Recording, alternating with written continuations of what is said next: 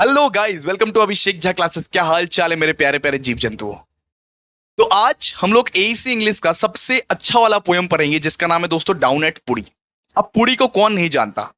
उड़ीसा में सिचुएटेड है पुरी, जहां पे लॉर्ड जगन्नाथ का मंदिर है, जहां पे आप बीच में नहाने के लिए जाते हो, जहां पे आप मजे करने जाते हो पुरी। उस पुरी की बात हो रही है दोस्तों। पुरी की वो सुबह जिस सुबह में कुछ ना कुछ होता है, उसको एक्सप्लेन करेंगे अभी जयंत महापात्रा। तो दोस्तों बहुत ही इंपॉर्टेंट, बहुत ही अच्छा वाला पोयम है दोस्तों। सबसे पहले तो जयंत महापात्रा के बारे में बता दूं कि ये बहुत ही अच्छे राइटर है, ये बहुत ही अच्छे इंडियन राइटर है दोस्तों। इनको अवार्ड मिला है पद्मश्री में। 2009 में इनको ना अवार्ड मिला है। तो 2009 में इनको पद्मश्री मिला है, पद्मश्री। ये जो जयंत महापात्रा है, इनको 2009 में पद्मश्री मिला है दोस्तों फॉर फिनोमिनल वर्क। ठीक है। और इनका जो जन्म है, इनका जन्म होता है 1923 में, और इनका जो मृत्यु होती है वो है 2023 में। इनका जन्म जो होता है वो 22 अक्टूबर 1923 में होता है, और इनकी मृत्यु जो होती है वो 27 अगस्त 2023 में होती है। ये पुरी की कुछ कुछ बातें बताते हैं, कुछ कुछ राज खोलते हैं कि पुरी में एक्चुअली क्या क्या होता है, पुरी में एक्चुअली क्या क्या होता है। चलिए, ये पोयम जो स्टार्ट हो रहा है, ये पोयम स्टार्ट हो रहा है, अब स्टार्ट कर रहे हैं। यहां पे ये बोल रहे हैं कि पुरी के वो भव्य स्थान पे, पुरी के वो मंदिर के पास सुबह सुबह का वक्त था। पुरी के वो मंदिर के पास सुबह सुबह का वक्त था, और बहुत सारे कौवे चहचहा रहे हैं, बहुत सारे कौवे नॉइस कर रहे हैं वहां पे, एंडलेस क्रो नॉइसेस। पुरी का वो भव्य मंदिर के पास बहुत सारे कौवे चहचहा रहे हैं, बहुत सारे कौवे चिल्ला रहे हैं, एंडलेस क्रो नॉइसेस। इसके बाद ये बोले endless crow noises, skull in the holy sand. और वहां पे उनको एक स्कल मिलता है। स्कल मतलब इंसान की खोपड़ी, इंसान की खोपड़ी। वहां पे उनको एक स्कल मिलता है। पुरी का वो भव्य स्थान, पुरी का वो भव्य मंदिर, जहां पे कौवे बहुत चहचहा रहे हैं, बहुत चिल्ला रहे हैं, वहां पे उनको एक स्कल मिलता है। स्कल मतलब इंसान की खोपड़ी। और वो ये इंटरप्रेट करते हैं कि शायद ये इंसान की खोपड़ी जल नहीं पाई ठीक से। शायद इनका रिलेटिव के पास इतना पैसा नहीं था कि ये पूरा का पूरा शरीर को जला सके। शायद इनका जो रिलेटिव था, जो इनको जलाने आए थे, जो इस लाश को जलाने आए थे, उनके पास इतना पैसा नहीं होगा कि ये पूरा का पूरा शरीर को जला पाए।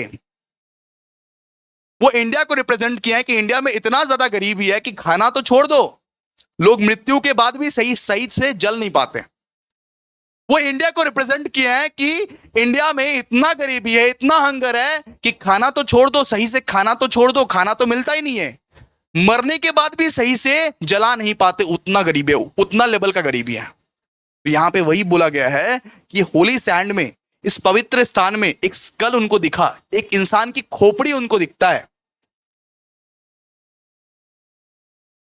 तो खोपड़ी जल नहीं पाई, पूरा शरीर तो जल गया लेकिन वो खोपड़ी जल नहीं पाई, वो खोपड़ी ऐसे ही रह गई। शायद शायद जो रिलेटिव उसको जलाने के लिए आया था उसके पास पैसे नहीं होंगे, शायद जो उसको जलाने के लिए आया था उसके पास उतना पैसा नहीं होगा कि वो जला पाए। ठीक है। इसके बाद सेकेंड वाला स्टैंजा में आइए। सेकेंड वाला स्टैंजा में, white clad widowed women past, यहां तक पढ़िए, यहां तक। फिर वो फिर वो बहुत सारी वुमेन को सफेद साड़ी में देखते हैं। सफेद साड़ी में देखते हैं मतलब विडो है, वो विधवा है। बहुत सारे विधवा औरतें को वो देखते हैं कि जगन्नाथ मंदिर के बाहर वो खड़ी है। बहुत सारे विधवा औरतें को वो देखती हैं कि जगन्नाथ मंदिर के बाहर वो खड़ी है और पूजा के लिए वो वेट कर रही है कि कब मंदिर खुलेगा और कब हम जाएंगे पूजा करने के लिए। वो देखते हैं, वो जो पोएट है वो देखते हैं कि बहुत सारी विधवा औरतें व्हाइट साड़ी पहन के वेट कर रहे हैं कि कब मंदिर खुलेगा और कब मैं जाऊंगी पूजा करने। ओके। इसके बाद लिखा हुआ है past, so past the centre of their lips, यहां पे होगा पास्ट, गलत लाइन में लिख दिया गया, past the centre of the lips. वो विधवा औरतें अपनी सारी की सारी खुशियां को त्याग दी है। तो पहले के जमाने में ऐसा होता था कि जिसका पति मर जाता था ना, उससे सारी की सारी खुशियां छीन जाती थी, वो अभागे हो जाते थे, वो औरत अभागन हो जाती थी। जिसका पति मर जाता था उससे सारी की सारी खुशियां छीन जाती थी। उनके पास सिर्फ एक ही रास्ता बचता था कि भगवान की भक्ति करो और स्वर्ग की प्राप्ति करो। वो लोग जस्ट एक ही चीज करते थे, सिर्फ और सिर्फ भगवान की भक्ति। उनके पास सिर्फ एक ही ऑप्शन बचता था। जिनका पति मर जाता था, सिर्फ और सिर्फ उनके पास सिर्फ एक ही ऑप्शन बचता था कि भगवान की भक्ति करना, भक्ति करना, भक्ति करना। तो यहां पे वही चीज बोला गया है कि व्हाइट क्लैड विडोड वुमेन, ऐसे विधवा औरतें, बहुत सारी विधवा औरतें मंदिर के बाहर वेट कर रहे हैं। अपनी सारी की सारी खुशियां को उन्होंने त्याग दी है, सारी की सारी खुशियां को उन्होंने त्याग दी है। Are waiting to enter the great temple, वो जो महान टेम्पल है, वो जो जगन्नाथ भगवान का जो महान टेम्पल है, वो वेट कर रहे हैं एंटर करने के लिए, वो वेट कर रहे हैं एंटर करने के लिए, क्योंकि उनकी सारी की सारी खुशियां तो अब छिन चुकी है। उनके पास अब एक ही होप बचा हुआ है कि भगवान हमको स्वर्ग प्रदान करेंगे, अब भगवान हमको मुक्ति दिलाएंगे, भगवान हमको स्वर्ग प्रदान करेंगे। बिकॉज हमारे पास तो हमारी खुशियां तो अब नहीं है हमारे साथ, हमारी खुशियां तो छिन गई हमसे।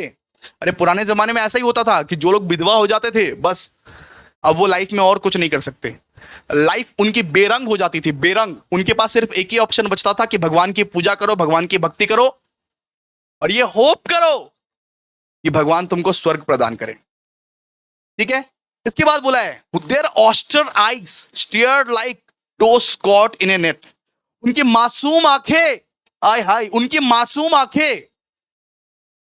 आंखें देख के ये लग रहा था कि वो लोग एक पिंजरे में बंद है।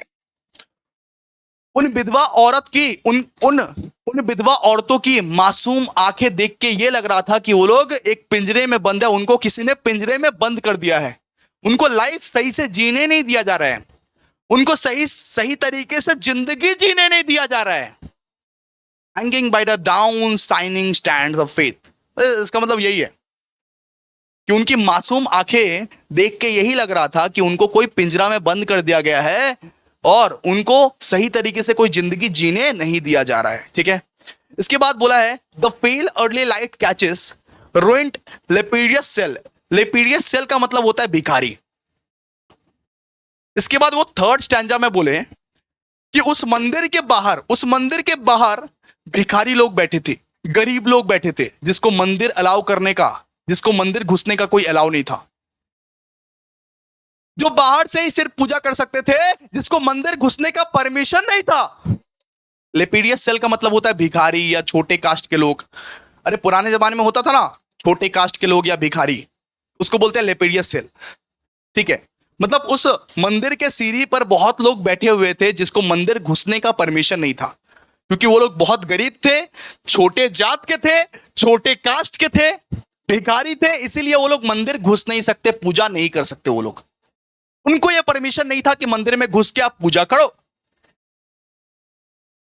The pale early light catches ruined leprous shell leaning against one another, मतलब लाइन में खड़ी थे वो लोग, लाइन में खड़े थे, और उनका नाम पता नहीं, वो कौन थे ये पता नहीं। ऑफ कोर्स जो लोग वहां पे सीरी वीरी में खड़े रहेंगे और जिनको घुसने नहीं दिया जाएगा, लेपिडियस सेल का मतलब क्या होता है? इसका मतलब भिखारी, छोटे कास्ट के लोग, जिनको मंदिर में घुसने का परमिशन नहीं दे रहा था, और उनको कुष्ठी भी हो गई थी। कुष्ठी एक रोग होता है ना, of crouched faces without name. Crouched faces मतलब क्या? कुष्ठी। ऐसे ऐसे जो बूढ़े लोग रहते हैं ना, बूढ़े लोग, उसको बोलते हैं कुष्ठी। ठीक है, मतलब ऐसे रहते हैं ना, ऐसे ऐसे ऐसे। ठीक है, तो ऐसे ऐसे लेपिडियस सेल थे, जैसे कि भिखारी, छोटे कास्ट लोग, जिनको घुसने नहीं दिया जा रहा था मंदिर में। ठीक है, यही बोला है। And suddenly breaks out my hide, और अचानक से सडनली मेरा होश आया, अचानक से सडनली मुझे होश आया। वो स्मोकी, वो धुएं के ओर से अचानक से मेरा होश आया, जिस धुएं में, जिस आग में मेरी मदर जल रही थी। ठीक है, अचानक से उनको होश आया, वो धुएं के थ्रू वो धुआं जो है उनके मुंह के पास से सरपास किया। अचानक से उनको होश आया, और जिस धुआं जो धुआं उनकी मदर की थी, उनकी मदर वहां पे जल रही थी। And suddenly breaks out my hide into the smoky blaze of the solitary fire that fills my ageing mother. अचानक से वो आग जो था, आग से धुआं निकला, और वो धुएं के अंदर से मेरा दिमाग एकदम टनका और मुझे होश आया, और जिस धुएं में मेरी मदर जल रही थी। Her last wish to be created, her last wish to be cremated, hair twisting uncertainty like light on the shifting sands. उनकी लास्ट विश यही थी, उनकी लास्ट विश यही थी कि हम लोग पुरी जाके पुरी जैसे भव्य स्थल पर, पुरी जैसे भव्य स्थल पर मेरी अस्थियों का विसर्जन करना, मुझको जलाना। अरे हर कोई ना, बूढ़ा बूढ़ी लोग का लास्ट विश रहता है कि पुरी के भव्य स्थल पर, पुरी के भव्य स्थल पर, पुरी के सुंदर स्थान पर मेरे को जलाना। तो उनकी मदर की भी लास्ट विश यही थी कि पुरी के ये जो भव्य स्थान पर हमको जलाना, मेरी अस्थि विसर्जित करना वहां पे, ठीक है। Her last wish to cremated hair twisting uncertainty like light on the shifting sands. शायद उनको भी अच्छा नहीं लग रहा है, शायद उनको भी ये चीज अच्छा नहीं लग रहा है, शायद उनको भी ये जो माहौल है, जो पुरी का माहौल है, वो सब चीज उनको भी पसंद नहीं आ रहा है। वो जस्ट एंटिसिपेट कर रहे हैं, सोच रहे हैं ये, ठीक है।